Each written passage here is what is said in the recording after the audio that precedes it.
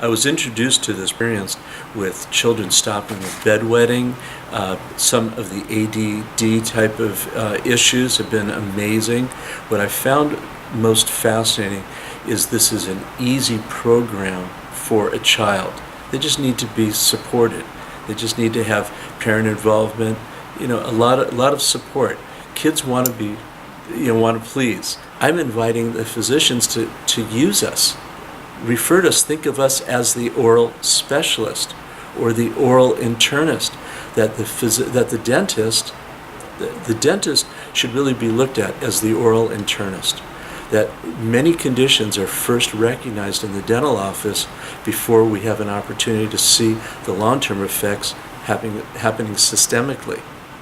The program has been so exciting because I can see the changes already occurring with some of the kids that I've had the opportunity to work with. I immediately decided to begin therapy on my grandchildren, which was really exciting. I have a 5-year-old and a 7.5-year-old, and those two girls immediately took the appliance. I said, "Here, you want to try it in?"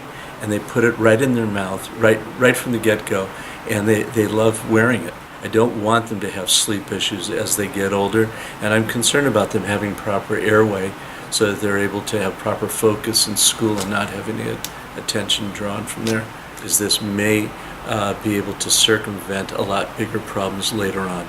They'll have much better development of their mouth, their airway, and we know sleep apnea is a horrible disease that so much of our country is dealing with. If we can avoid that at a younger age and help these kids develop properly, it would be fantastic. Also, the fact that their teeth can be brought in a much more functional manner, they'll be able to cut down the amount of time they spend wearing orthodontic appliances and hopefully having much reduced relapse of those cases. Sleep disordered breathing is one of those things that it's very difficult to quantify.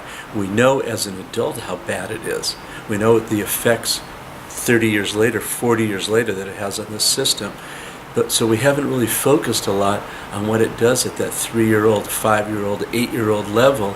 If we could control that, if we could somehow intervene and help these kids learn to breathe properly through their nose and have their tongue positioned properly, also having their palate expanded so their tongue has the proper room, it'd be an amazing thing, a gift that you're giving these children, a gift of health through their life. That's why we call ourselves complete health dentistry, because we want to integrate what happens in the mouth affecting the whole body, and in this case it could affect it for a very, very long time. It's not just the pure oxygen that's the problem. It's the effect that the oxygen has on each of those organ systems throughout the body. So you can just imagine if you start choking off a hose, then the water doesn't go through it. If you choke off a straw, you can't suck enough fluid through that. It's the same thing. You start choking off the very essence of life from organs and muscles in the body. So it's so important that these children develop good breathing habits at a younger age so that their body can develop properly, so that their brain has proper function in terms of the long-term effect. How often do we see kids that their teeth are all worn down from grinding? Well, we know that if you clench your teeth, that it tends to slow the heart rate down. There's many studies showing that. Well, what caused the heart rate to speed up? Because I'm getting my airway cut off, so I'm getting scared. So this is like this system trying to work back and forth or fight against each other to control that problem of lack of oxygen. There's new evidence, new research, and it's hard to put the time into it. So the physicians and the sleep specialists have to start to become partners in this endeavor. We have to become partners in this endeavor. The dentists really are the gateway to the body. This is so important. We all know that inflammation is one of the worst things that happens to our body. If you have an inflammatory burden starting in the mouth, it could be a mouth breather, it could be periodontal disease, or any of these conditions, We know it's going to affect the health of the entire system. We know the effects of inflammation on the entire body. Most all diseases have some inflammatory aspect to it. Heart disease, diabetes, Alzheimer's, types of cancers, pancreas problems. They're all some level of inflammation that's exacerbating or making the condition worse. Just think about it. If we could recognize that at an earlier stage, like in periodontal disease or other conditions within the mouth, then we'd be able to have a window to the future of what might occur or might have an effect. It's like that person who you say, don't take that cigarette because one day you're going to get cancer. You don't know if that one cigarette's going to make a difference. That's not so easy to understand, but everyone knows smoking leads to cancer. So in this case, oral disease leads to systemic disease. It's not that one causes the other, but it's an exacerbating factor. It creates a burden on the body that we have to be aware of. So it's so important that the physicians educate the dentists and the dentists educate the physicians, and we come together and realize that we're really treating one system. If we could recognize it at an early age, if we're able to recognize it in the, say, 3 years old to 11-year-old time during these formative years, just imagine, let's just suppose that it really does have an effect on the return on investment is so huge that we owe it to our children to treat them with everything we know that's best for them. This lack of oxygen, the sleep disordered breathing is becoming such a foundational condition that needs to be addressed early on. We know that at one time orthodontics was treated in one way. People would also wait to have a tooth extracted until it hurts.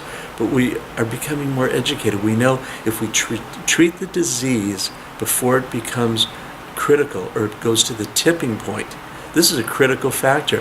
If we can control things before the tipping point, just imagine how many lives we could save. In fact, in my office, we have a phrase that I like to use. We're saving lives one smile at a time. On a good day, I save a smile. On a great day, I save a life. Easy. It sounds so simple, and it looks like we're just taking and throwing something in the mouth in terms of this particular therapy. One just has to take a moment, if it were possible, to make a change in a child's life for the rest of their life. Just if it were possible. Would you be open to it? Would you consider the possibility that you could change the health of this child for the next 50 or 60 years in a way that's non-invasive, maybe behavioral, certainly will not hurt anything, it can only help. Just think about being open to that possibility of how you could be that one receiving that gift by watching that life develop. It's a beautiful thing. It's a great gift, and you can give it. It's very interesting. You've heard the phrase, "We don't know what we don't know." And years ago, we didn't know that certain foods would be bad for us. We didn't know that pesticides might hurt our system by eating them, so we change our eating habits. We didn't know all these aspects. Well, this is what's happening in this field of orthodontics or child development, or sometimes it's called myofunctional therapies, or oral development, or sleep disordered breathing. This is a new phrase. Now we know more than we did know. I went to school in 1978. We never talked about this.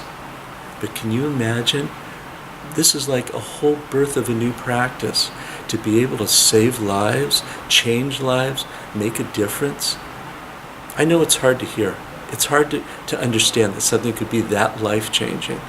Especially, it could sound like a sales pitch. It's not a sales pitch. This is just a fact of life. It's a fact of enhancing life.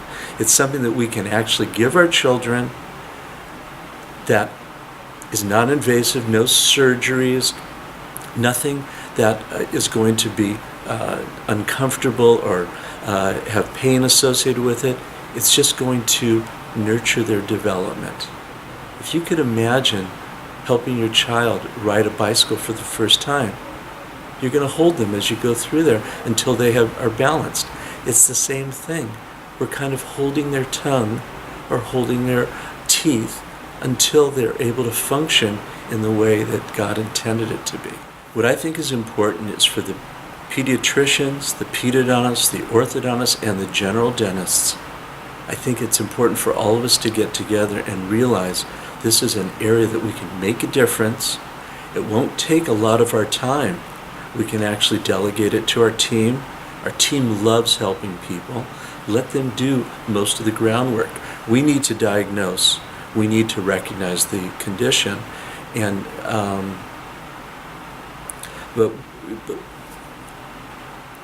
so I think it's very important for all the physicians that see children, the pedodontists, the orthodontists, the general dentists who see these populations.